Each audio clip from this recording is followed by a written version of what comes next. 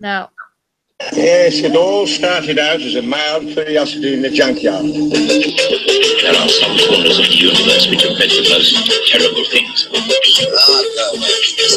Always remember, of course, not to reverse the narrative of the electron.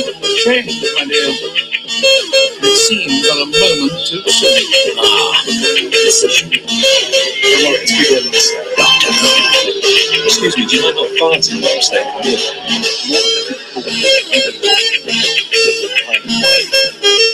I always read the instruction. Kiddies! How can you kiddies? Would you like a jelly baby? Shut up! Shut up! Shut up! Shut up! Welcome! Welcome to episode 226 of Doctor Who Time and Space, a weekly Doctor Who podcast starring me, Lewis Moon. And me, Dr. Cool. Today we're doing this on YouTube, or currently we are. I don't know, are we uploading it to Podomatic after or not? Yep, we'll upload it later to Podomatic, but if it sounds a little bit less clear than normal, it is because it is a live one. Where for once we're not sat next to each other in the same room. We're on other areas, other parts of the country, basically. Yeah, I think it's the first time we've ever done a podcast which we're not actually together filming it on. No, definitely, yeah, there is definitely. I mean, we've tried to use the Hangouts before, haven't we? And they've always been quite good fun. This is our first time doing it as a live sort of podcast thing. I'm really hoping this will work. I mean, I've got everything in front of me. I've got some paper for documents. I've got my tablet so I can read all of the news. So it's quite exciting. I've got different forms of media to do all of this. Yeah, no, definitely. I think it's going to be an exciting podcast, I think. It is, yeah. Yeah. It's going to be... Okay, thank you for tuning in, guys. Welcome, if you're new to the show. Yep. So, today is episode 226, and we will be... our main feature will be discussing Bournemouth Film and Comic Con 2017. Excellent. We'll look forward for that because we had a great time, didn't we? Yes, we did. We had a brilliant time. So we're going to be discussing what happened there, what we did, who we met, what talks we went to, and everything that we could have possibly got out of the talks, or new information and stuff from all of the talks. But that'll be later on in the show. Yep. We'll also be giving our thoughts on the first Peter Capaldi episode, Deep Breath, which we rewatched today, or you watched last night, I think. It last night. Actually, it's again the first time I think we've watched a randomizer story without each other by our side, and the first time we've watched a randomizer story without knowing what we think on a rewatch. Yeah, no, that's true. Yeah. What else do we have on the show? So also we have the latest news and views. We have some very interesting and controversial rumours and news this week. Oh, and finally we'll be pressing the magic randomizer, which is our little spreadsheet that randomly selects a Doctor Who episode for us to watch and review in the following week's show. You've got the randomizer? I do, actually. That is a good point. I will get the randomizer running as we speak. But yes, I'm sure we will have it. Okay, so we usually ask that question right at the beginning of the show. About what we've been doing this week. What have you been doing? Have you been doing anything geeky related this week? I'm trying to think what have I been doing. I've not done too much from a Doctor Who perspective, other than obviously the stuff that we got up to at the Film and Comic Con, which we'll talk about later. So mainly for me, it's been I think probably only for me actually. It was watching a Game of Thrones, the penultimate story from this series, which was mind-blowingly spectacular, if perhaps a little bit far-fetched at times, but it's certainly a great episode. Yes, and it's the finale tonight. It is the finale tonight. Yeah. Yes. So I'll be looking forward for that. Aside, I've been away. I was in Spain for 3 days in Neja. Okay, lovely. So, which is really exciting. Oh, beautiful. Yeah. What about you? Yes. Sorry? What about you? What have you been up to? Oh, I suppose it's been a bit of a lighter week. I mean, sorry to say, if you hear any noise, I have got the window open because it's quite hot weather at the moment. So if you hear any noise, that's what it is, probably. But I haven't been doing too much. I've been watching some more of my Lost in Time box set that I got. I was watching a bit of the Daleks Master Plan the other day, actually. Oh. Okay. Which is a really intriguing episode. It's 12 parts long. Yeah. It's got about every single person who's appeared in Doctor Who, I swear. It's got loads of people. William Hartnell, Peter Purvis, Jackie Lay, no, not Jackie Lay, Jean Marsh, Adrian Hill, Nicholas Courtney, Kevin Stoney, Peter Butterworth. It's got some really common guest stars in Doctor Who, I think. Okay, well, that's good. Yeah, and I watched 2 of those episodes. There's 3 parts surviving. I've got 1 more to go. I watched episodes 2 and 5. Ah, excellent. Good stuff. And also, I was continuing my audios. I've actually got to get another audio because I don't know if you've got any recommendations, as I like to call them, below in the comments. Please, can you reveal your favourite Big Finish audios if you're listening to Big Finish audios, because I really want another one to watch tonight, or tomorrow night. So listen to even, but that'd be brilliant if you could. Yeah, no, that sounds good.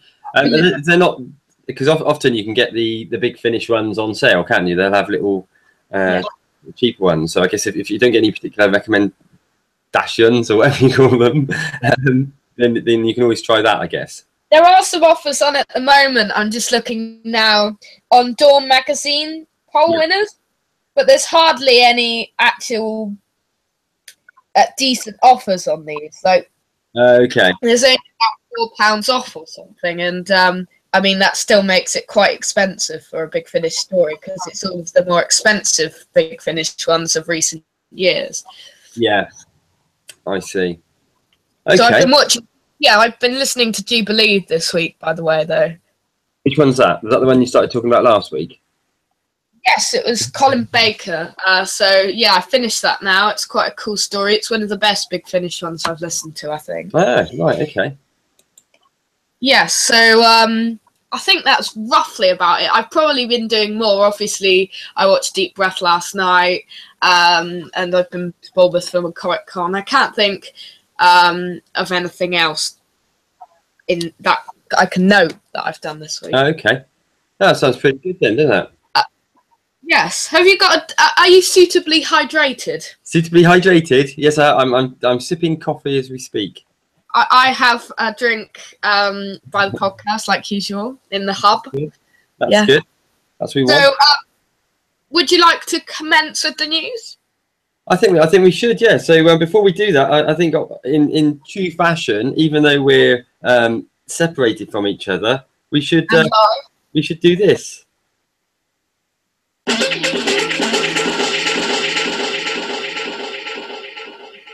So, this week we have more news and rumours, a few controversial ones. We've got some new merch. Obviously, it's Dawn Week, and we've got a very exciting issue of Dawn that's been released this week. But we'll start off with probably the biggest news we've had this week. Now, Jodie Whittaker obviously was announced a couple of weeks ago. And now that Jodie's been announced, the focus has turned to the companion and who the new companion, the new Jodie Whittaker's first companion will be.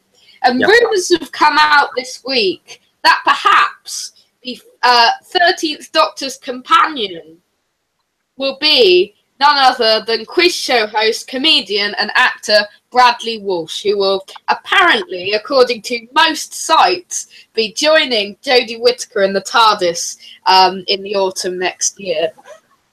That's an interesting one because I'd assume, because where I've been away, I've obviously not really had that much. I haven't really seen too much of the news or anything. Yeah. So I'd assumed wrongly that that was actually confirmed. So that's not the case then. So it's just a rumor. It's pretty much confirmed. We actually had Jodie Whittaker. Not Jodie Whittaker.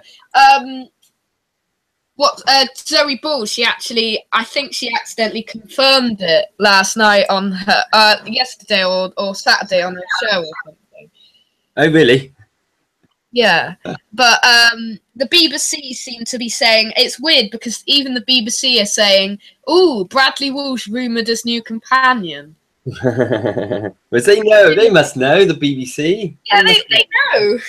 Yeah. Yes or a no. Why didn't they just confirm if the rumours are true or false? Yeah, that's right. So, some fans might recall. I don't know whether you remember. Decool, but Bradley Walsh has a connection to the Hooniverse, having guest starred in spin-off show The Sarah Jane Adventures back in 2008 story Day of the Clown.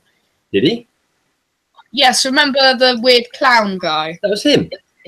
Yes. Was it? Oh, wow. No, I didn't realise that. I mean, he was all right in that, wasn't he? Yeah, he was quite good in that, actually. Yeah, because my original thought, when you messaged me whilst I was away, and you said Bradley Walsh, new companion, my immediate thought was, no! So I just saw his smiley grin from the quiz shows, and it immediately filled me with dread. And my instant reaction, other than no, was, oh my God, this is going to be another Donna. Yes, a male Donna. But what I was thinking is I looked it up. And, well, I didn't look it up, but I looked as usual in the morning if there was any Doctor Who news. Yeah. And I discovered this piece of news, and I was actually almost in hysterics. I was quite sort of worried by the news. And I didn't. It was sort of a stage of disbelief, which didn't cross my mind. Yeah, it's a strange one, isn't it? It's not an obvious one. But having said that, I saw some pictures of him in Law and Order, and he looked quite good in that. If you can look good from a picture, so maybe he's not going to be the clown that we're expecting. Albeit that the last time he appeared in the Hooniverse, he was a clown. So the Mirror, they've been reporting and saying that they were the ones to start it. Yeah. It made me think it was a piece of crap, really, because Bradley will. I mean, the Mirror are usually wrong about this. Yeah. But they reported that the third season of Doctor Who. I'm quite annoyed by that. Newspapers always report that. Have a male sidekick old enough to be her father. It has been revealed. Jodie Whittaker, 35, will be accompanied on her travels through space and time by former Coronation Street star and talk host Bradley Walsh. Yeah. Can you hear me? Yeah, your voice has gone a little bit. It's a little bit more jittery, but that's fine. I can still understand you. Let me just... Can you hear me? Okay. Yeah, I can hear you fine. Yeah, that's gone clear again now. So I think with anything with the live hangouts, there'll be occasions where the voice quality drops a little bit, possibly. It will. So recent companions have all been played by young women, including Billy Piper, Ruth Radman, and Jenna Coleman. But having bravely cast the first ever comedy, new show boss Chris Chibnall decided to go one further with Wolf. The actor and writer go back a long way. In 2008, Chibnall was the lead writer on ITV's Law and Order UK, which starred Walsh as DS Ronnie Banks and ran for 8 successful years. The BBC casting is still top secret, but Walsh has told friends he is thrilled, even if it means he will have to lighten his ITV presenting workload. Bradley is super excited to be joining the cast of Doctor Who in such a key role. It means that his schedule over the coming months will be jam-packed, so he won't be able to continue with the full range of the programme he currently makes for the ITV. Okay, that's interesting, isn't it? So I hadn't realised that he'd worked with Chibnall before. Actually, he was the head of Law and Order. Yeah. Yeah, I didn't realise. Yeah, so I mean that sounds more promising when you hear it like that, doesn't it? Because immediately you get the impression that Chibnall must have been pretty impressed with him and his work in Law and Order to select him for this project. Yeah, that's true. I mean, that sort of a few of those things actually make me feel slightly better. Yeah. About all of it. So I don't know. I'll have to wait. I like to reserve my judgment because Pearl McKee surprised us. Yeah, no, she definitely did. That is true. Yeah. She was she more than surprised though, because I was dreading her, to be fair, as common listeners to this podcast will know. Quite a lot of people were dreading her, actually, including both of us. But then we were all pleasantly surprised. Yeah, but I think that was largely because she was really annoying in that very short clip that they showed. She was really annoying in that clip, and obviously she was unknown, so nobody really knew what her acting talents were on a big screen television show. No, that's right. So I think probably if it is Bradley Walsh, I think we're probably worrying over nothing, actually. I think so, probably, but we'll have to wait and see. Yeah. And that's the beauty of it, isn't it? I mean, we'll obviously have to wait and see longer, because I mean, we'll get to see a little bit of Jodie, presumably, at the Christmas special. And we'll have to wait best part of a year till we get to see, presumably, Bradley. Or whoever the new companion is. Yeah. Yeah. Okay, so should we move on to our next bit of news? Yeah, let's move on. Okay, so we've also got a new issue of Dorm out this week. Okay. And that's... Yes, I have. It arrived on Thursday. Yeah. And it was... It looks brilliant. It's issue 516. Yeah. And this exclusive interview with the 13th Doctor, Jodie Whittaker. Ooh, well, that's interesting. Have you started reading it yet? Yes, I've read the Whittaker interview. Is it good? Yes. It's quite short, really, but... Yeah. Whittaker shares her feelings about becoming the 13th Doctor. Chris Chibnall wouldn't have cast me as the Doctor because he wanted me to repeat anything that had gone before. And I think as a fan, you don't want to watch something that's an imitation or something that's gone before. Or what would be the point of recasting? That's just an extract from her interview. Okay. Yeah. So, yeah, it's very interesting to see Jodie's first words, and she does have a few words to Dorm. I'm just picking up my interview to share those. Yeah. So she says, I hope you'll continue to read the magazine once I'm the 13th Doctor. I can't wait to join this amazing world that you guys, the readers, are already part of. To the people that have been here for a long time, and to the new people that I hope are coming, I just want to say that I'm going to work so hard and I'm going to enjoy every minute of it. Thanks for your support. Fantastic. Yes, so also in this issue, Dorm asks what the arrival of Jodie Whittaker means for the future of Doctor Who. Yep. We go inside the workshop of Millennium FX with previously unseen designs and photographs from the making of the 2017 series. Okay. Former showrunner Russell T Davies talks about giving his illustrations for BBC Books' collection of Doctor Who poetry. Ooh. Nicholas Briggs reveals the secrets of giving voices to the Mondasian Cybermen.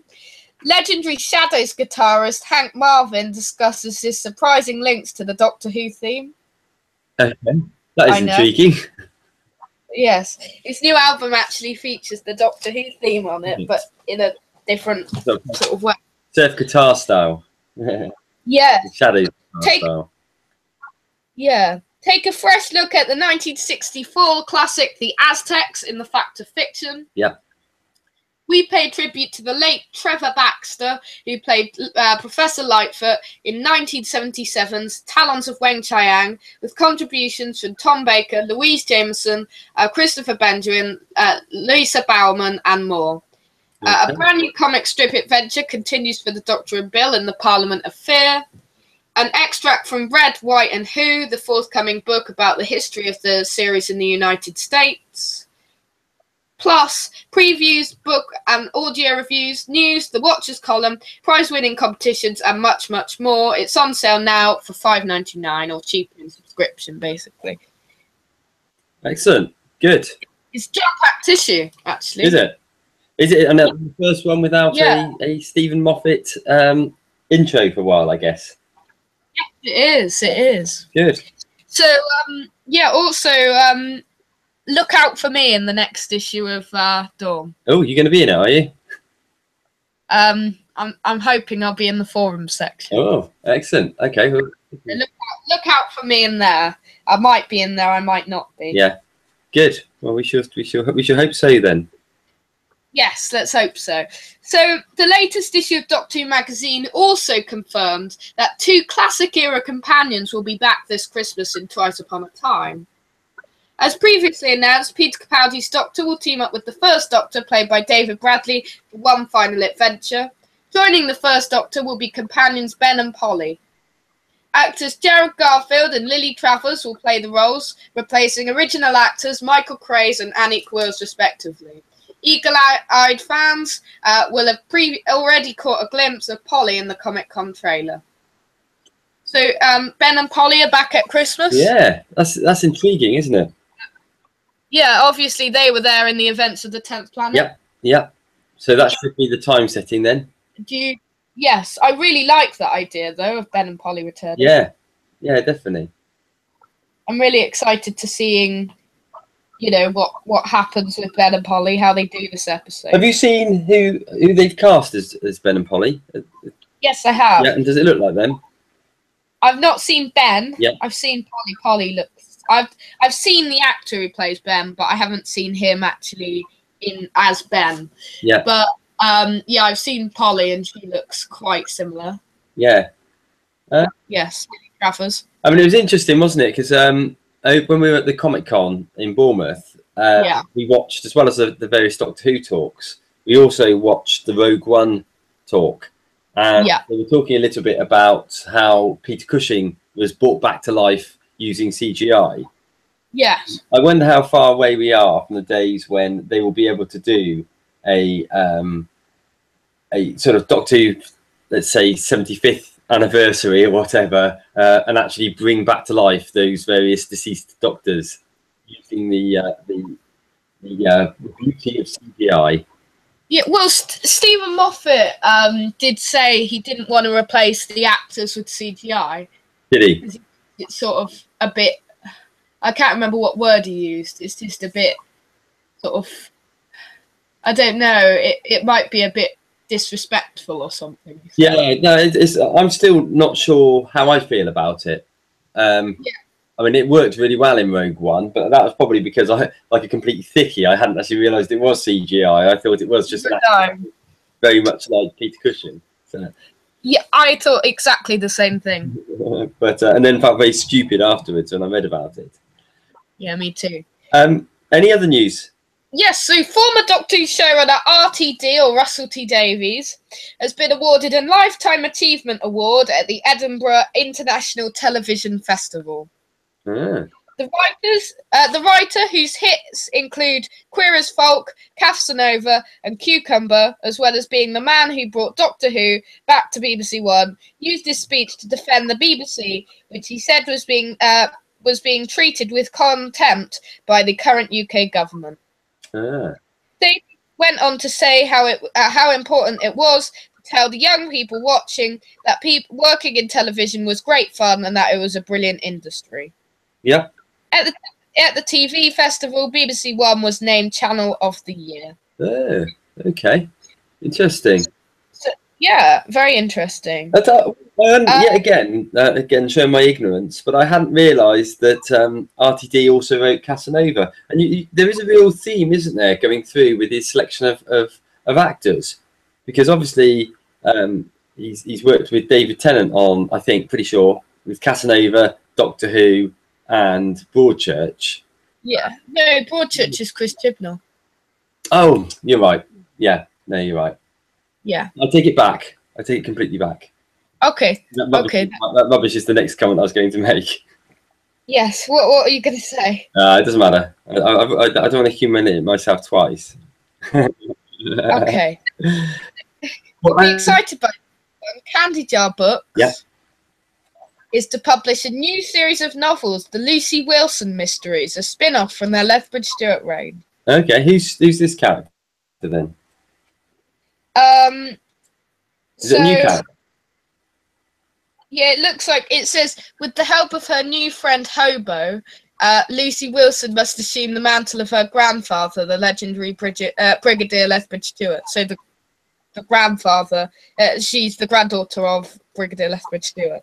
Oh, I see. Yeah. Who's Hobo? I don't know. He sounds great, doesn't he? He's not the Hobo that was included in that John Pertwee episode, is it? The Baxos, Pigman Josh. Yeah, he should be the companion, definitely. Yeah. Up until now, the Lethbridge Stewart series has continued on from the BBC's Web of Fear, taking place in the 1970s period, known as Doctor Who's classic era. But 3 years into the series, Sean Russell, head of publishing, thought this time it was right to broaden the Briggs horizon. Yeah, excellent. Lucy's character is described as a modern girl with strong values and opinions. She's dauntless, loyal and whip-smart, qualities long embodied by the Doctor. Cool. Okay, yes. I mean, I don't know whether you know the answer to this, and I'm assuming the answer is a no, but has she ever been featured in Who? I mean, is she canon or not? No, she's not canon. I don't think she's ever been mentioned. I don't know whether she's Kate Stewart's daughter or Doris's daughter's daughter. Okay. Who knows? Who knows? Yeah. So the commercial release of the book will be early next year. Okay. Sounds good. All right. Any more news?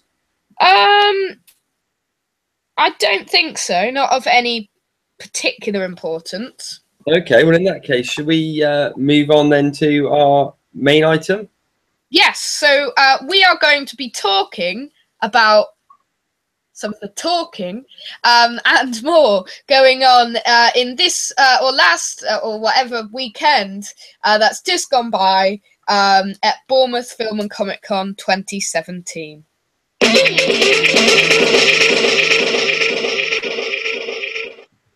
That was good, that blend in there. It was, wasn't it?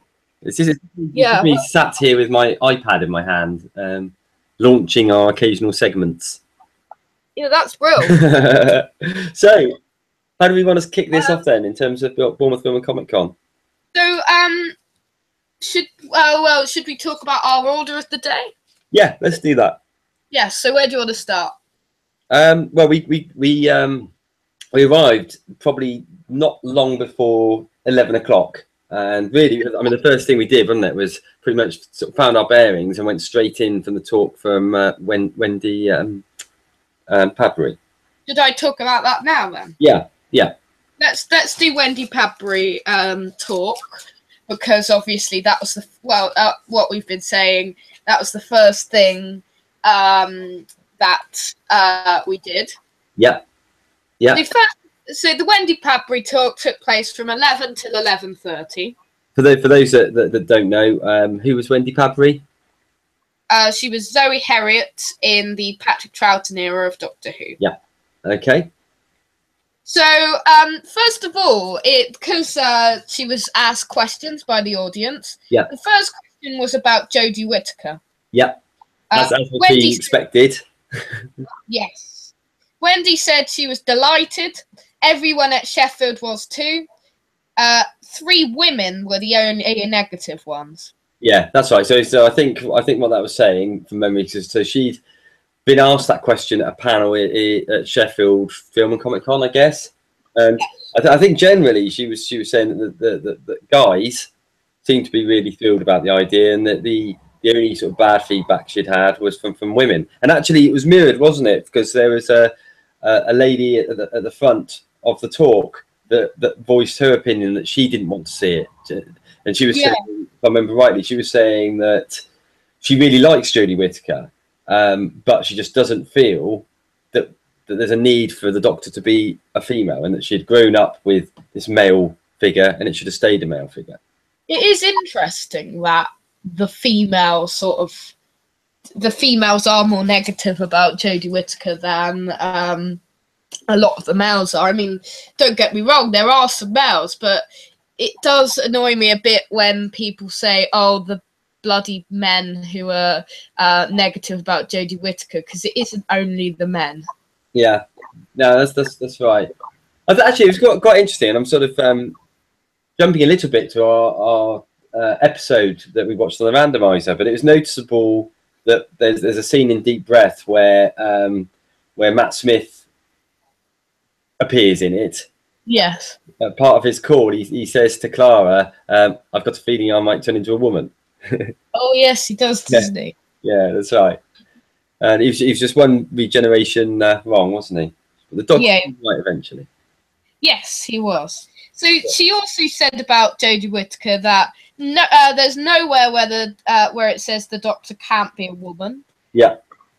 If the writing's good, it would be amazing. Give her a chance. Yeah. Here, Wendy. Yes. He said the Doctor's daughter concept is a bit odd, though. Yeah, that's right. Although, actually, I don't know whether you caught it, but somebody at the back, and I don't think Wendy heard it, but somebody at the back shouted out, "Well, he has got a granddaughter." Yeah, I heard that too. Yeah, that's right. Which is quite true. But she obviously doesn't like... She didn't feel particularly comfortable, as neither do either of us, but the whole sort of Doctor kissing thing, which started with Paul McGann. I think most of the people in the audience thought that as well. Yeah, no, that's right. It's unnecessary, isn't it? It is unnecessary. I hate it. Yeah, but I guess in reality, he must have done a bit more than kissing to have got a granddaughter somewhere down the line. So very true. Yeah. So unless Time Lords are different. Yeah, but that is true. Maybe they have eggs. Perhaps. Yeah. So she was later asked about Matt Smith, because some of you may know that Wendy Padbury was Matt Smith's agent. Did you know this before, Nico? No, I didn't actually. I know very little, Lou, as you know. Yes, I knew this. Well, I make a fool of myself. Yes. So frequently, I should say. Yeah. So Wendy said it wasn't big at all in France, by the fact that nobody really watched it over there. The reason she said that was because she now lives in France, doesn't she? Yes, she does. So she was delighted by Smith. She said to people to give Smith a chance. Odd face, but gorgeous. Bit Troughtonish. Let down by writing towards the end of tenure. Yeah, no, that's right. He, well, I mean, picking up on a few bits of that, it was quite interesting, because I think you and I both have always said that there were elements of Matt Smith's Doctor that reminded us of Patrick Troughton. Yeah, there were. He had that sort of quirkiness about him, didn't he? He did, yeah, definitely. The other point I thought was very interesting was that she felt that he'd been let down by writing. Yes, I did find that very interesting, because that was obviously the end of the era around the 50th anniversary and Jenna Coleman's first appearance as Clara. Yeah, I'd love to have expanded on that, but neither of us are particularly comfortable asking questions in that sort of environment, are we? But it would have been interesting to see whether she felt that poor, in her opinion, sort of poor level of story writing was across the whole of Stephen Moffat's tenure, or whether she was just thinking really towards, she did say the end of Matt Smith's era, didn't she? Yeah, so she also said that her stories were really good. Obviously, she think that. Yeah. And Matt suffered from the poor writing, and you need great writing in a Doctor Who story. Yeah, I think she's right. She's right, though. I mean, the whole of Patrick Troughton's era, there was some really strong writing, wasn't there? There definitely was, yeah. Yeah.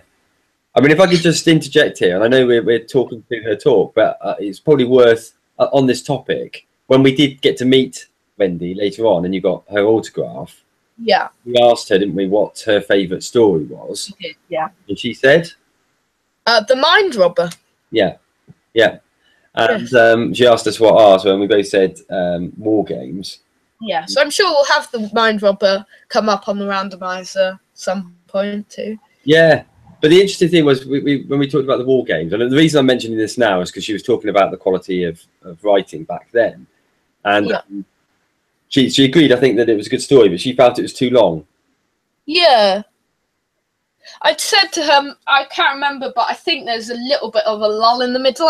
We only watched it at the beginning of the year, but there's one part, I think, where it's slightly repeating on itself, but there's only one of those, I think. Yeah, but that was interesting that she thought that. And in fact, actually, both during the talk and when we were speaking to her later, she was a lovely lady, by the way. She was lovely. But I also thought it was quite good that she was very frank with her views.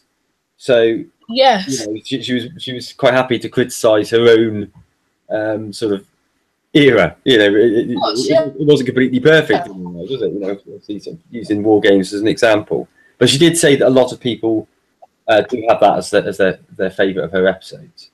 Yeah, I mean, I think it is the most popular. I should have said to her Invasion. It would have been interesting to see what she thought of that story. Yeah, no, that is true. I think though. I think we also said to her, didn't we? There's actually War Games wasn't only one of our favourite episodes with her in, but it was actually one of our favourite episodes. Yeah, we did say that, and it is one of our favourite episodes. That's absolutely true. Yeah, yeah. Yeah, carry on. Yeah. Okay, so she said about a sparkling robber. The stories. She said it's her most comfortable costume. Also, someone asked her about her best location, and she said, "Are you joking? We went to quarries and rubbish dumps." Yeah, that's. Nicola Bryant said she's Spain, and Wendy was very jealous by that. Yeah, I think what I'm assuming from that, because I mean, obviously in the old days, it was all pretty much filmed in the studio, wasn't it? Or where they did go out, they would film in sort of rubbish dumps, that sort of thing. But I'm assuming when they talk about Nicola Bryant, I think probably what they're talking about there is the fact that she obviously went to Spain, didn't she, to film The Two Doctors? Yes, she did. Yeah. Because obviously the majority of that's set in Spain. Yeah, that's right. Too. We did Patrick Troughton go over to Spain too? Yeah, he must have done. See, yeah, he must have done. Yeah. But unfortunately, she wasn't in that one, was she? It's just Jamie. Yeah. Who wasn't in that one? Sorry. When? Zoe. Yeah. Zoe wasn't in it. Yes, it was just Jamie in that one. Yeah. Yeah. So, sorry. No, that's right. Carry on. Okay, so Wendy Papri said that Zoe was absolutely stronger than other weaker companions. She was incredibly strong and she was a genius. Yeah. Great to play.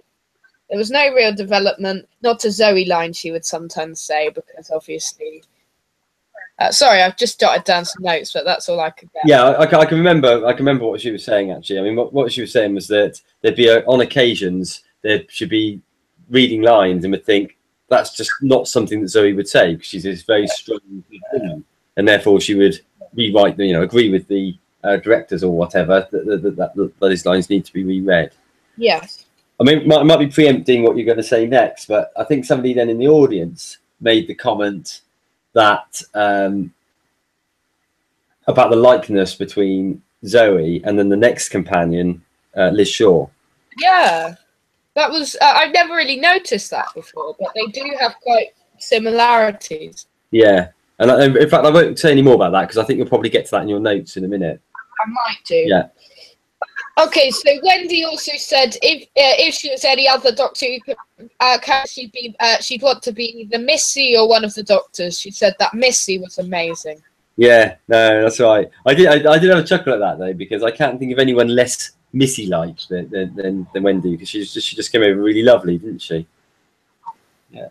She also said Pat would what's this?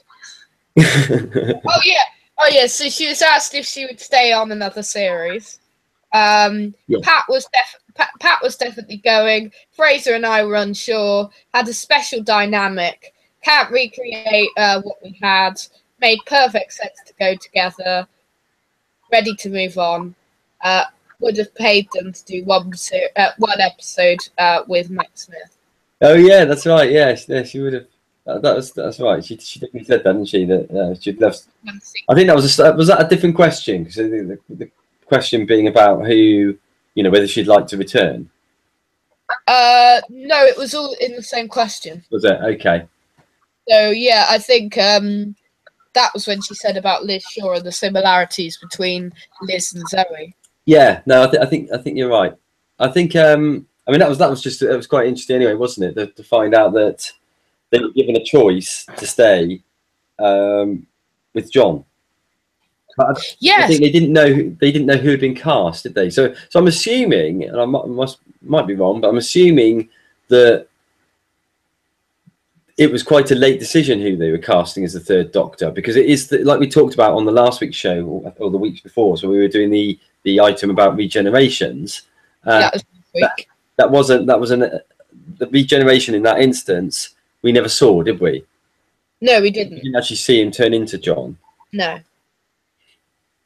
Yeah, it must have been a late casting, I think. Yeah. Which so later on, she went to talk about the 50th anniversary. So she said they contacted her and Janet Fielding. They invited them, but Janet and Wendy said no, but thanks very much. Yeah, I think if I understood that properly, it sounded as if, and again, I might be wrong on it, I might be misinterpreted, but it sounded as if both Wendy and Janet were both agents, and therefore they were doing the negotiations on behalf of the companions.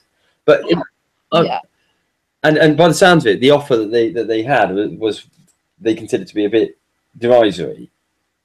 I think so. Yeah. So it'd be really interesting, wouldn't it, to know what the intention was. It would have been good if they said that. I was expecting her to say that, but yeah, I don't. It might be that she wasn't wasn't able to, but it'd been really interesting because I'm assuming that there wasn't an intention to include them in the 50th episode, but they wanted to include some of the companions in the 50th celebrations somewhere. Yeah, perhaps. I can't remember if they were in that Doctor Who Live thing. That dreadful thing that was at the 50th anniversary. Oh yeah, yeah. Not dreadful. That was the Zoe Ball thing. Sorry. Zoe Ball thing. Yeah, but it'd be interesting to actually get some sort of episode which showed you what happened afterwards with some of the companions, wouldn't it? Would have been, yeah. Yeah. Okay, so she also said you could change the development of character. No real development as such about lines she didn't agree with. Yeah. She said endings. No, her ending was better than being killed off. I quite liked it.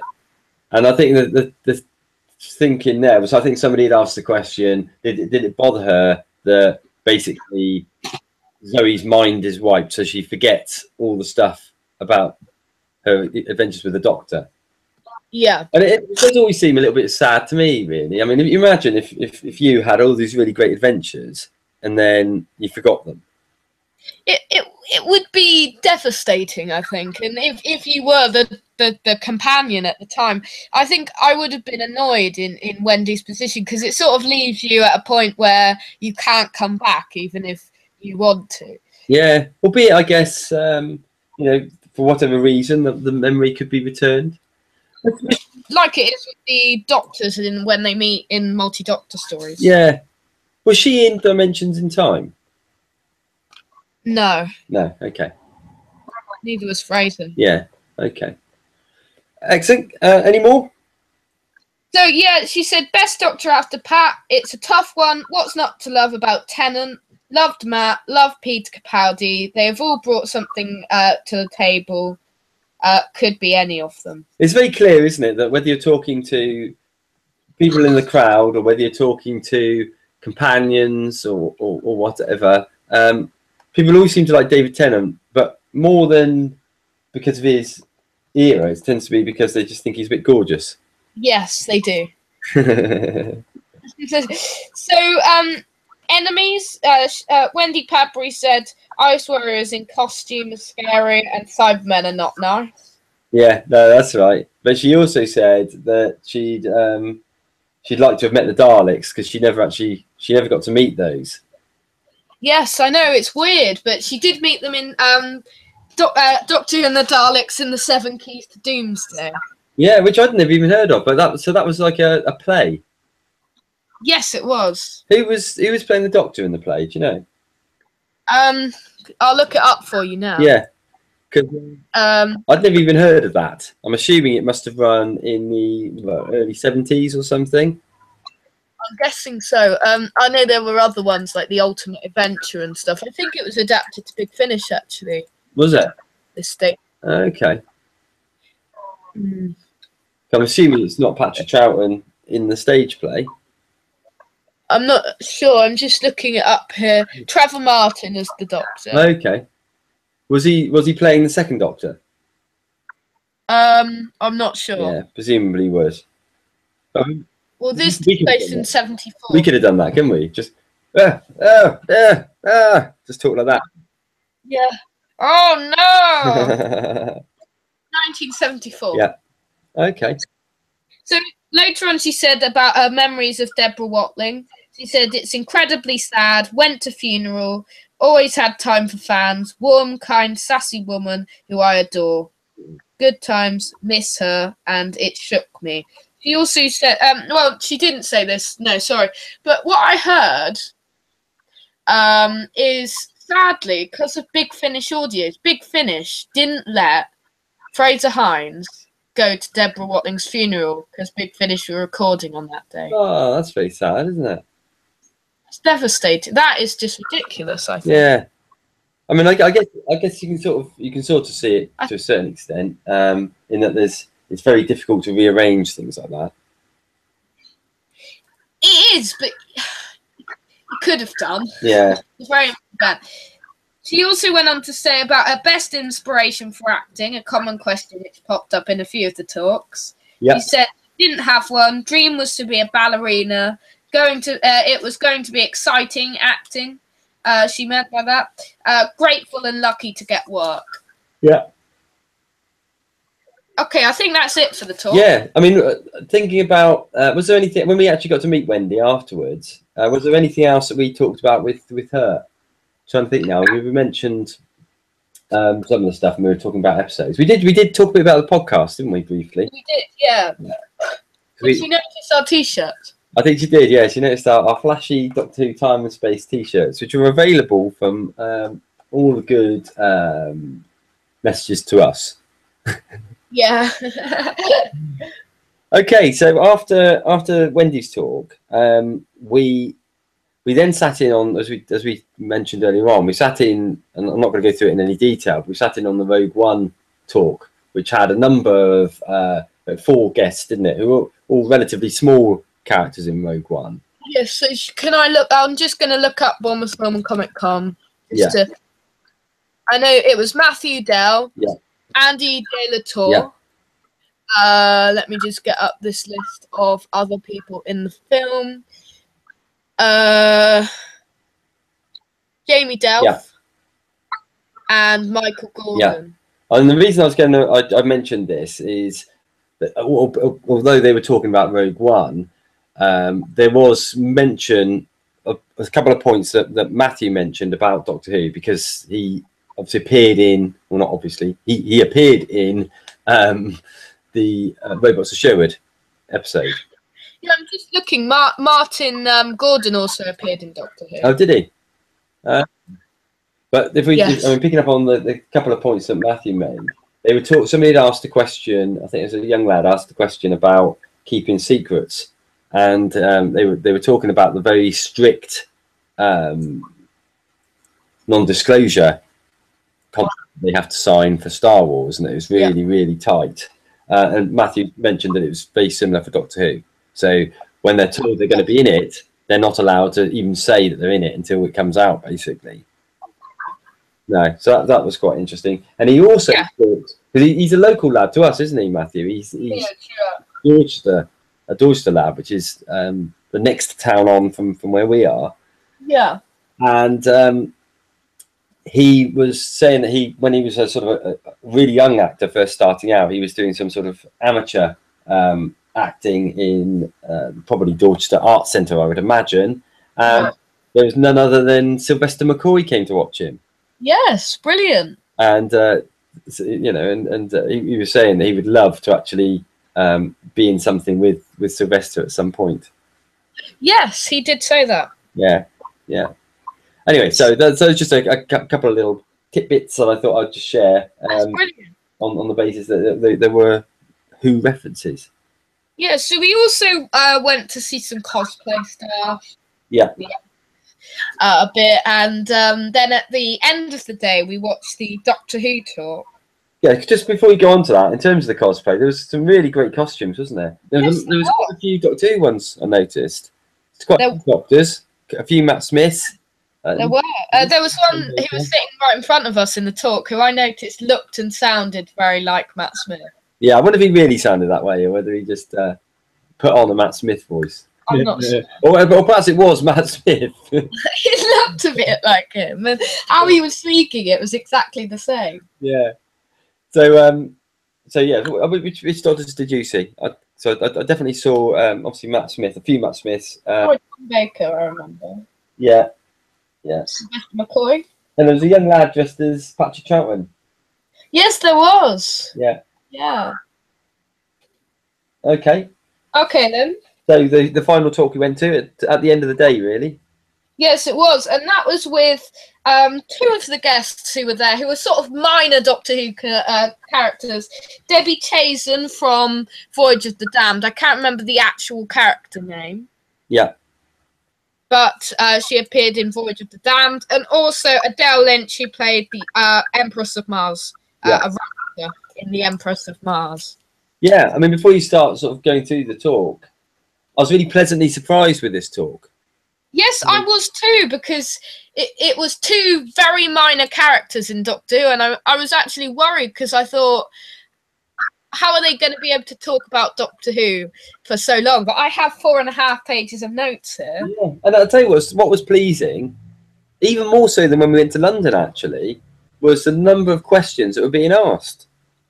It was brilliant. There were more than what were being asked. I mean, the Doctor Who talk at London, the amount of questions being asked were poor. There was only about 1 or 2 questions. Yeah, that's right. And we contributed to that poorness by not asking any questions. Yes. So, yeah, do you want to kick off then with this talk? Yes, let's do that. So, first of all, there was talk about costumes. Adele Lynch said it was 3 hours to get into a costume, and it was 2 hours for makeup, I think. Yeah, and it took the same amount of time to get it back off again, didn't it? Yes, it did. I think she said it was actually probably slightly longer to remove the makeup because of the fact that the prosthetics sort of stick to your face and skin and everything, so you can't just peel it off or remove the nose, you know. Yeah. So, favourite episodes, Debbie Chazan said Blink was her favourite, but it was very scary because of the Weeping Angel. Yeah, and I think the other lady, the Ice Warrior lady, whose name I've forgotten already, she agreed, didn't she, with Blink? She did, yeah. Actually, did they say, they didn't say Blink, did they? No, they said the one with the Weeping Angels. So I'm assuming they mean Blink. I think so. Yeah. So I wrote it down as Blink anyway. Yeah. So on the first female Ice Warrior, Adele Lynch said it was very exciting. She was very privileged. Yeah. Mark is a great writer. Fantastic. Oh yeah, she said, and it's fantastic that Jodie is the 13th Doctor because that also linked with a first female Ice Warrior and a first female Doctor. Yeah, that's right. Yeah. So, on the topic of old Ice Warriors, Adele Lynch commented that she watched old episodes, costumes, and past incarnations on YouTube and the World Wide Web. I thought that was interesting, wasn't it? So she'd obviously done a lot of research on what the Ice Warriors are like in terms of how they move and stuff like that. Yes. And I guess when you watch her in it, I mean, obviously it's a different type of Ice Warrior in terms of it being a sort of a lady Ice Warrior, but it did have the feel of the old ones, didn't it? It definitely did. Yeah. Yeah. Okay, so on the response for the Empress of Mars, Adele Lynch said, "Can't please everybody, but was happy by the response." It was Great generally positive, wasn't it? It was generally positive, the response to that. It was. Yeah. Yes. Great costume artwork. Peter and Pearl were amazing. Can't do anything about haters. Yeah. No, that's right. And that's the right attitude to have. And I think she said that she'd had that throughout her career, really, wasn't it? That, you know, you're always going to get sometimes that people, not everyone's going to like it, whatever it is. And yeah. Definitely. Yeah. So later on, she went to go on about Peter Capaldi, and she said Peter was wonderful. Lots of scenes with him in. Love his doctor and Malcolm Tucker. Yeah, that's right. Yeah. Yes. Dale Lynch said, if they like you, they will choose you about acting. Leading. She wishes to be the leading game. She would want to be the leading Game of Thrones if she could be anything. Actually, both of them said that, didn't they? Their ideal acting job would be to be asked to be Game of Thrones, and they wanted to be. They both wanted to be sort of Joffreys, didn't they? Yes. Debbie Kazan also said her dad was an extra in the Moonbase. Yeah, that was interesting. I didn't know that. No, she. I don't know whether you were going to say this, but what she was then saying was that she saw some stills from out of it, and apparently her dad was sort of like a singer as well. Yes, I think he was. And because of the sort of the picture that she saw, it looked like he was singing.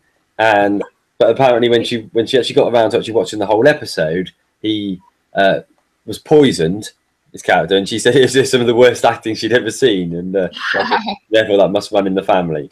Yeah. So she said, so they were talking about Sherlock or Doctor Who. Yeah. Debbie said both absolutely fabulous and different. Love both David and Benedict Cumberbatch. Yeah, that's it. Favorite Doctor, DC said David Tennant and Peter Capaldi. All were fantastic. And AL said Peter Capaldi was my favorite. Great quality of acting. Yeah, no, that's right. Experiences, DC said great fun to watch. There was a cheer and a tear with the family on Xmas Day, as I wrote. So what that was in response to a question where somebody had asked how they watched the episodes that they were in. Yes. And I think what Debbie was saying was that obviously with it being the Christmas special, it was quite good anyway because it was Christmas Day, so it was sort of integrated into the already exciting Christmas Day celebrations. Twas. And Adele Lynch said had little dinner at Sisters and was very nice. Yeah. So, let's see. So as DC said, love the new apps but have no idea what's going on. Hiding behind the stove with Daleks in the old days, and it's very scary for young children at the moment. Yeah. So the question there was somebody had said, the lady who was there with a couple of her children, wasn't she? And she said, "Is Doctor Who too scary these days?" Yes. Do they feel that the audience is not actually wasn't so much that it was too scary? It was more so, do they feel that the audience, the target audience, has changed? Yeah. They were sort of saying, in response, the two guests basically said that yes, they do think it is changing. It is a lot more scary now. But then they referred back to actually, when you look at it, it was really scary in the old days as well. It was very scary for the generation that watching it. And it's true because actually one of the guys that works with me, he was telling me the other day about how traumatized he was by the brain of Morbius when he was growing up. Yes. Interesting. So Debbie Kazan said she was offered a Sarah Jane role, already RTD before, told she was written into an episode. Very exciting, with Kylie Minogue being in it as well. Yeah. So basically, she was not sure whether to take the Sarah Jane role, wasn't it? Because basically sort of made some sort of comment back that, yeah, that's really good. You know, glad that we're to been offered it, but I'd love to be in Doctor Who, and RTD therefore wrote her this part. Yes, so Jodie Whittaker, on Jodie Whittaker, DC said it was a very interesting choice. She'll be fantastic. Bring it on. And AL said, I think it's great, nice and interesting to see her spin. She'll be attracted by a new following. Yeah, and I think that is true. I think there was certainly the first episode will be huge, I think, in terms of people wanting to see what the big fuss is about. I think it will be a massive audience. Yeah, I mean, you always get that anyway for a new Doctor, but there'll be that extra bit of interest. You know, there'll be people, no doubt, sat there with their claws out ready. Yes, definitely. But, you know, we'll take it as it comes. Yes, we will. So on Kylie Minogue, DC said she was down to earth, filming for a month. The only other woman, she was terribly sweet and lovely. And later on, they were talking about costumes, and AL said costume was amazing, really great. And DC said attention to detail. An hour-long discussion about colours of clothes, big eyebrows. Just going back to the Kylie comment. What she also sort of said is that, you know, she did say she was really, really, really sweet, and she said that they were warned as they were going into the talk through that it's like, oh, by the way, Kylie Minogue's in there, and it was sort of like a sort of moment. But she also said that because Kylie's obviously so famous, Kylie had sort of said to her, "We'll have to, you know, must keep in touch," and gave her the details of her agent, didn't she? Yes. So, and I think at that point, Debbie just thought, well, it was very, very nice, but you know, it'd be very difficult to be talking to the agent and saying, does Kylie want to come out to play? You know? Yes. So later they were asked about who's better out of RTD and Stephen Moffat. DC said RTD's episode were easy to follow and great. Moff is a clever guy, but sometimes too clever. Russell and I go way back. And oh no, that's different. Yeah, no, that's right. I think trying to think why it was that they asked that question to Debbie, because certainly she would have worked. She worked with both of them, I guess, didn't she? Because she worked on Sherlock as well. That would be the thinking. Yeah, okay, that makes sense. Okay, and AO said never worn heavy makeup before. Prosthetics are interesting and liberating. Yeah, that's right. Then on filming, DC said 8 a.m. to 7 a.m. Adele arrived at 5 in the morning, though. Yeah. And AL was just grateful to not work in a mine, long time to take off. Yeah, I mean, I think what the point was there is that, because I think what Debbie was saying was that she was a bit disappointed when she first saw it, that she didn't have any makeup. You know, she was just literally wearing a sort of pink.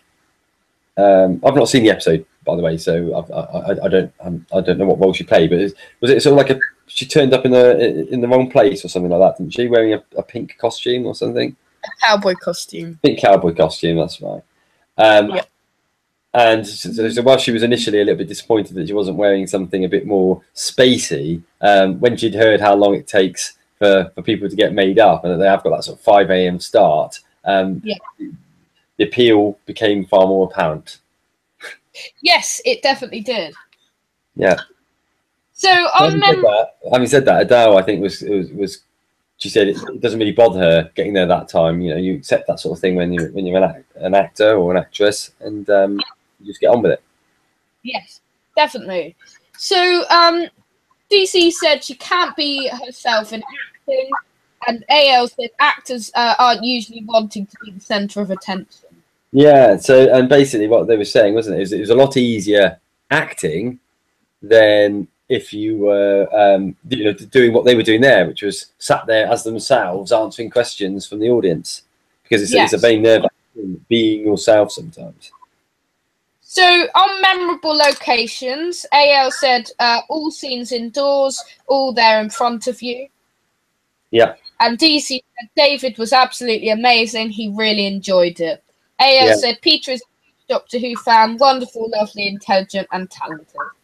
Yeah. So thinking about the location sort of side of it, because what Adele was saying was that they basically the indoors bit with where the ice workers were, she was only really in that one location, and it was in a really small area, and you could sort of walk around, to go. I think she said, you go to the toilet and you turn up in the TARDIS console sort of thing. Yes. Yeah. That's funny. Okay, so on the fans, DC said she didn't watch Doctor Who because she was in an all-girls family. Yeah. And Daya said, oh, no, that was different. Yeah, so she didn't watch Doctor Who as a child. Yeah. And then later on, AL said about they stuck silicone on her neck. And then next, with makeup, base of the costume. Yeah, I can't remember what that question was. Sorry, the notes aren't that clear. DC said she would love to work with Tom Baker, and AL said I have to stick with Peter Capaldi. Yeah, so that was to the question: which other Doctor would you most like to have worked with? I think the reason she said Tom Baker was because she said that you hear all these crazy stories about him, so it just sounded like it'd be fun. Yeah. So AL said it's difficult to talk as many people didn't see me. Forgot that that she was wearing it. Children come to the set, which is lovely. Yeah. So that was basically, she was saying that people didn't sort of necessarily recognise her, did they, on set, because she was all costumed up. Yes. Yeah. Yes. Okay, so on an actor to be the Doctor, so DC said a Doctor which, if she had to be any Doctor, she would be a Doctor which doesn't run much and sits and eats cake. Yeah, because they both said that they'd love to be the Doctor, didn't they? Yes, they did. We wouldn't, we'd both like to be. Oh yeah, I'd love to be the Doctor. Would you? Sorry? Particularly if you get to eat cake. Yeah, definitely. So is there anything else you'd like to say of the talk? I think it was a very entertaining. Yeah, as I was pleasantly surprised by it, and it was the quality of questions was good, and the responses were good, and although they had pretty small parts in it, in not that they were perhaps big in the episodes, but they were limited to a single episode. They talked really well about Doctor Who, and it was great to get that insight of supporting characters. It was very interesting, and it was a very different talk than any I've been to before, I think. Yeah, no, that's right. So, is there anything else you'd like to say about the day? It was a really good day. I mean, it's obviously a lot smaller scale than London. And we've been to Bournemouth a few times, haven't we? The Comic Con. Yes. There wasn't as many big name guests, but what was great was that it makes it very easy to walk around. So I think in London, however good it is, it's very hustle bustle, wasn't it? But particularly the Saturday we went. Yes. So it was quite nice being able to be a bit more leisurely as we walked around. It definitely was. You're not sort of tripping over the Suicide Squad whenever you walk. No, that is true. Yeah, so I don't know. For Showmasters until London for us. Yeah, probably, unless we do end up going to one of the other ones, Exeter possibly. So our chauffeur for the day, my friend Tony, he seemed quite interested to actually go to one of the other ones as well, didn't he? Yes. So we may piggyback on that. Okay, well, and incidentally, I guess we should have said at the beginning, the reason that we're broadcasting on a Monday and not the Saturday, like we normally do, is because we went to the Comic Con. Yes, it is. Sorry to not explain that, but yeah, we are live streaming now because obviously we couldn't do it on the day because we didn't get back. So yeah, this show is called the Bournemouth Ultimatum or something, isn't it? Yeah. So yeah, next I'm in London's on the 27th to the 29th of July. Yeah. No next Bournemouth one confirmed yet, but I'm sure if there is going to be another one, it will be confirmed in due course. Yeah. Oh, you bought a bit of merch as well, didn't you? Oh yes, I brought a Dalek. I bought you a bit of merch, I guess. Yeah, Dalek Pop Funko. I'm holding it right in my hands now. Oh, excellent. Good. Does that round up then our Bournemouth Film and Comic Con? Yeah, I think that's it for Comic Cons for this year. I think. Yeah. But until next, next up, we're going to go on to our review of the episode, which will be of Capaldi's debut story, Deep Breath.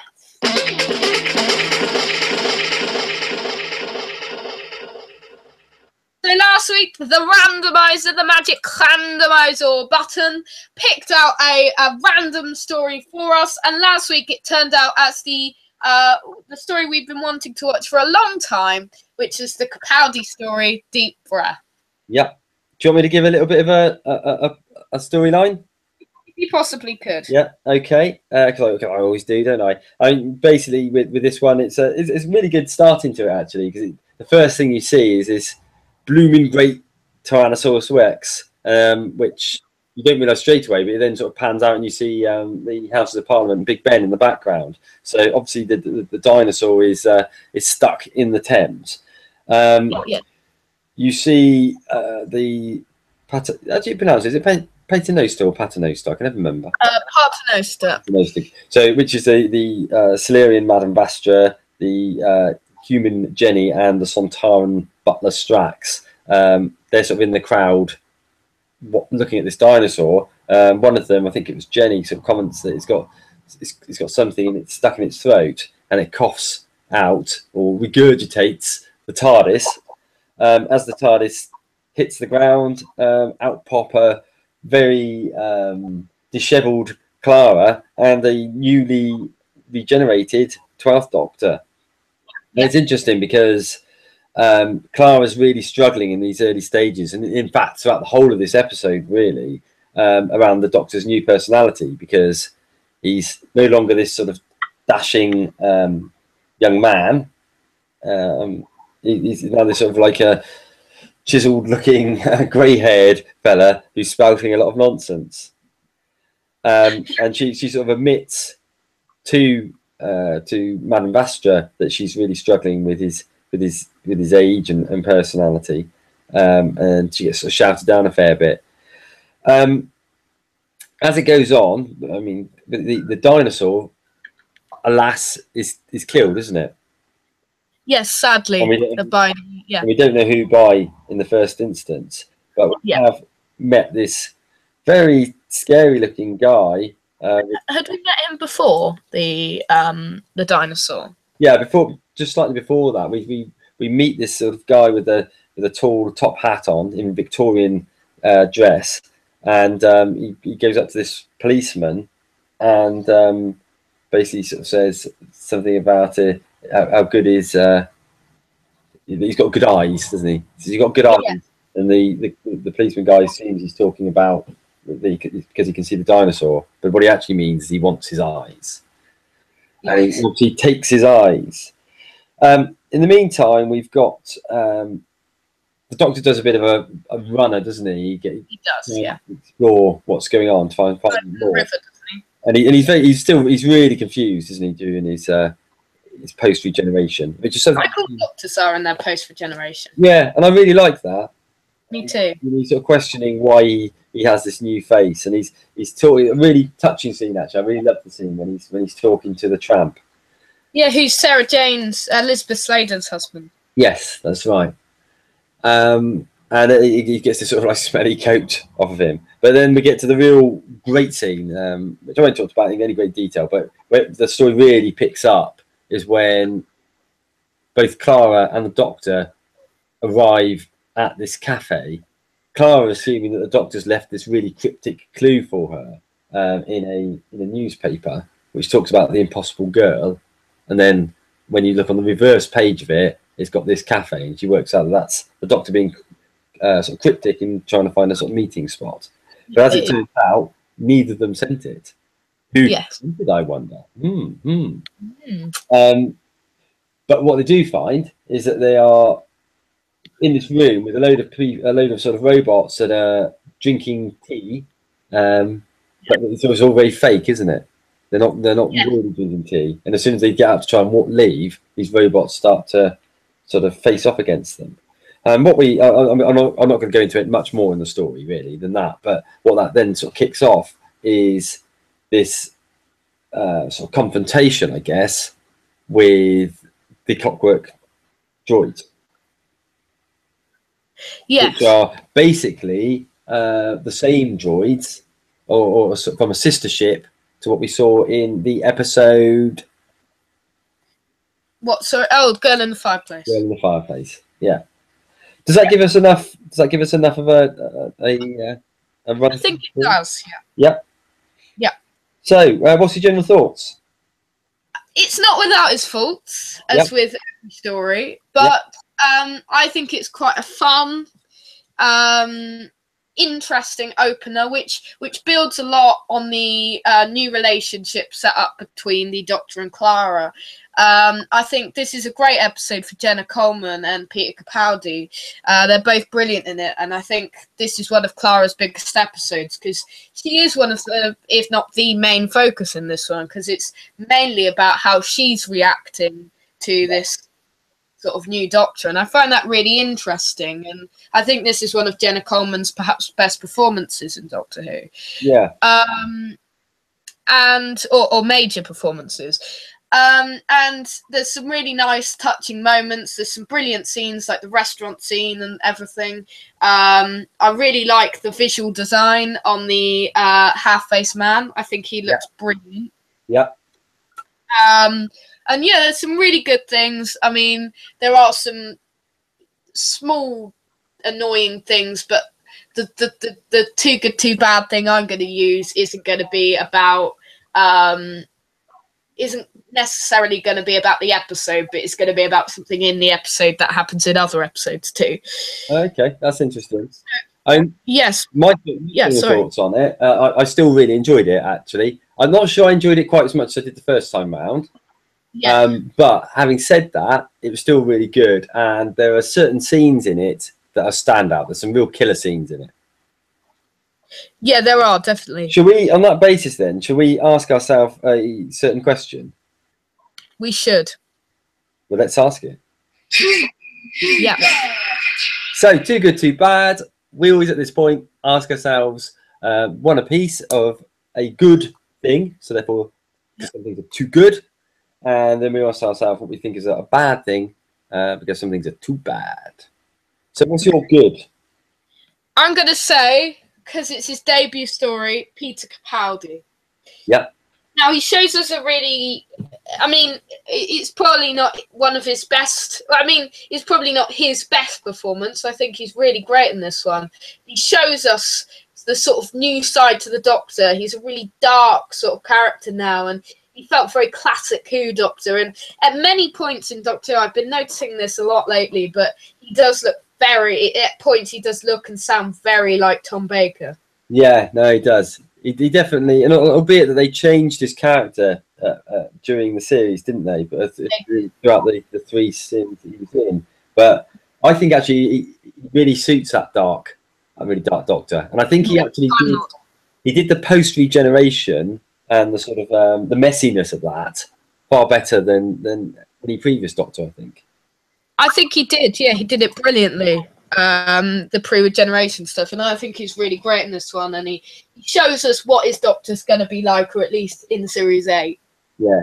I think that's my good. Okay, well, my good would be that scene, you know, the cafe scene.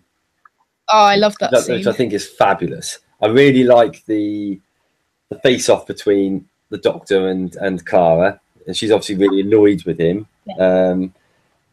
But then when you when you sort of like notice, the Doctor notices that actually the robots aren't properly eating, and that there's something a little bit wrong with the situation, it becomes quite creepy, doesn't it? Yes, it becomes extremely creepy. I really like this scene. I think it's absolutely brilliant. Yeah, and the robots look really good. You know, the way that everyone's moving is really good.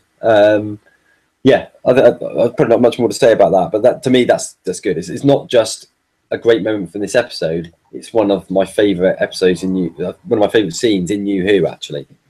I think it's a brilliant scene. I love the moments when they stand up and they're following them, and when Peter Capaldi just randomly appears from when she's looking around for him, and then he's just there sitting next to her. Yeah. Yes. So okay. Brilliant. Oh, yeah. What about then? So, too bad. What's your bad? No, I like this character. I mean, I don't mind this character, but I'm going to put in Strax. Yeah. I like Strax. I don't mind Strax, but I think it does belittle the Sontarans completely. Yeah, no, I think I agree with you on that. Albeit there's great moments with Strax in this one. I love the bit when he throws the newspaper. Oh yeah, and takes out Clara. Around that point, he does give some killer lines. So yeah, I do like Strax. So, but I do think he does de-threaten the Sontarans completely. Definitely. In the story. It makes it very difficult to really bring back a threatening Sontaran, doesn't it? It definitely does, yeah. I don't know whether you can do it in the future. I think we've talked about this on the podcast in a feature before. Yeah, having said that, if any episode with the Sontarans was as poor as the Sontaran stratagem, I'd rather they didn't come back anyway. Yes. That's absolutely true.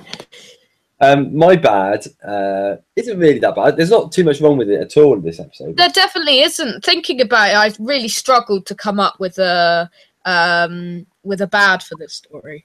I think my only bad bit, and it's not really that bad, it's just again that whole reference to Matt Smith's Doctor, because he was a young good looking guy, being her boyfriend, you know, or whatever. That's just sort of narks me a little bit. And it'll be that Clara actually in response says, I never saw him as my boyfriend, but then they sort of say, yeah, but maybe he did. It's immediately bringing in that horrible thing they did with Rose and the Doctor, of there having to be that sort of crush, whether it's from the Doctor to Clara or Clara to the Doctor, doesn't really matter. It's still quite irritating.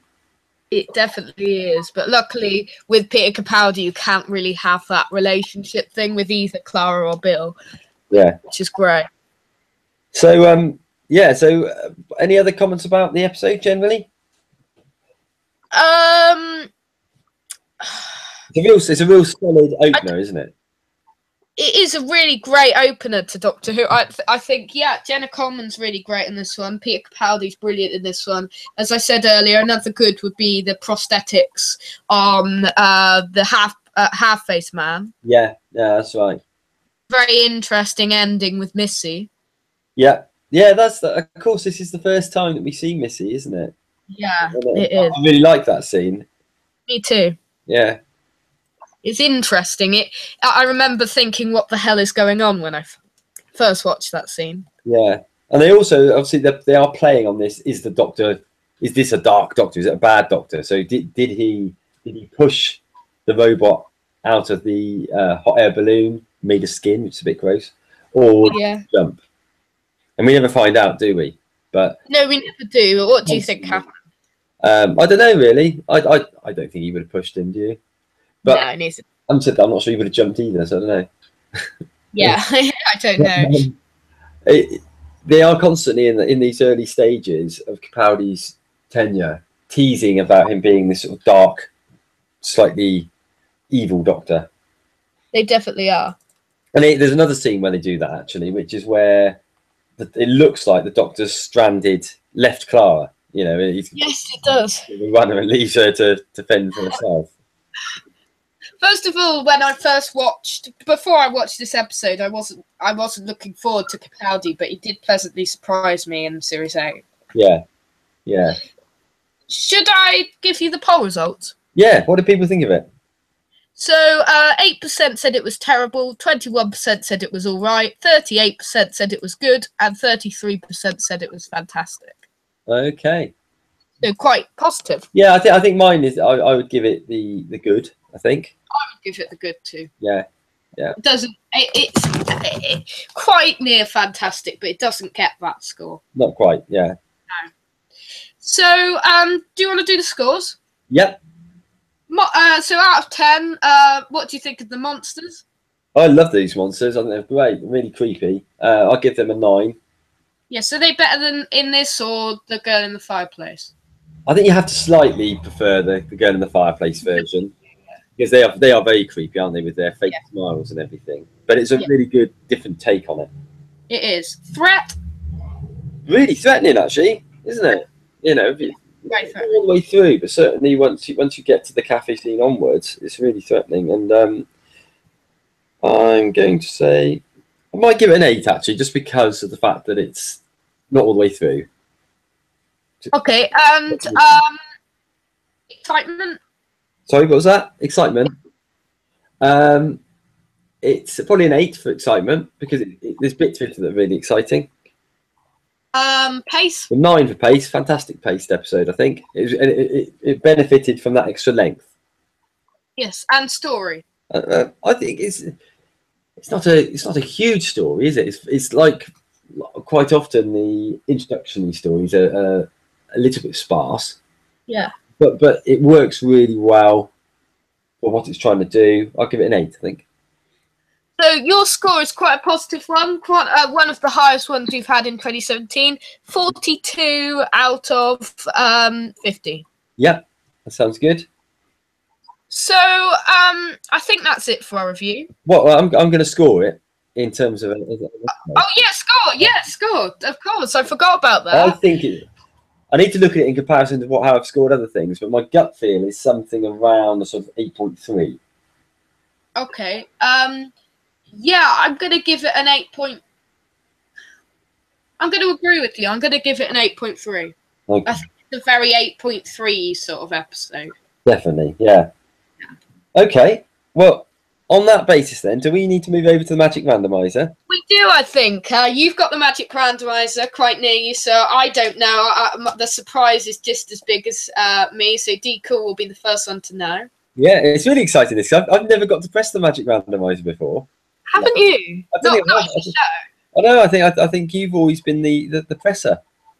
So yeah, this is your first time pressing the Magic Randomizer. Go on then. Okay, so here we go. I'm just about to press it now, and okay. So you're gonna get this experience the same as Give me some clues. It's a David Tennant era one, so we're sticking in New Who. Is it a good one? It's one that I've not seen before. Okay. Obviously, you would have seen it. Yeah. And that's probably all the clues I can give you because I haven't seen it before, so I've no idea what it's about. So what we'll be watching next week is Tooth and Claw. Interesting. So a 10th Doctor and Rose one. Is that right? It's his first series, yeah? Yeah. First David Tennant series. Okay, this will be interesting to watch again. I don't know much about it at all. I don't know who the villain is or anything. Is it the werewolf one? Yes, it's the werewolf one. Okay, so it's Queen Victoria in it? Yes, Queen Victoria. Okay.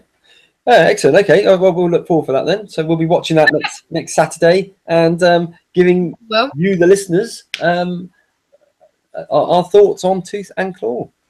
Yes, we'll do that next this Saturday. Yeah. So we better crack on then with what's on next week's show.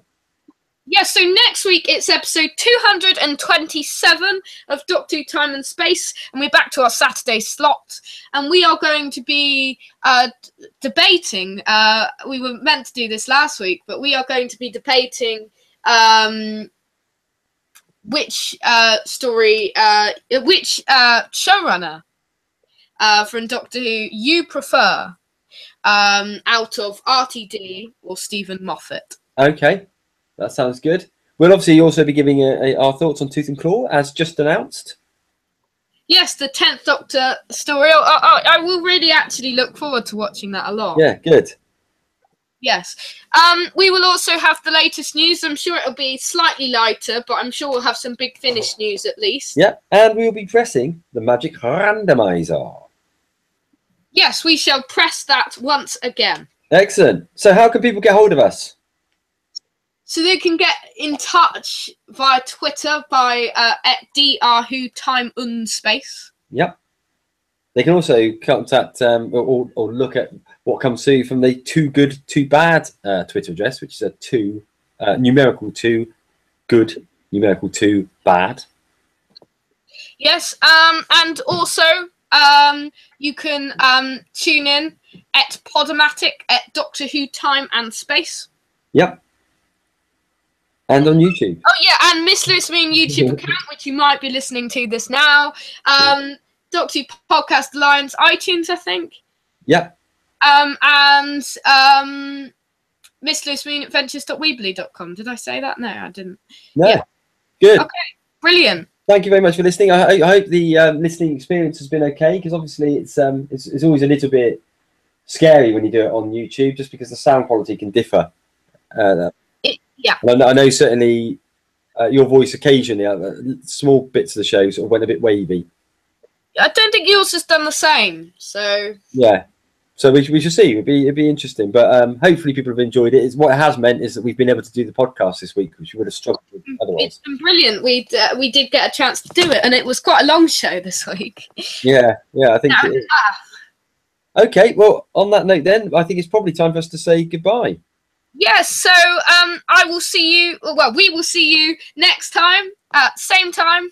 Same space. Goodbye.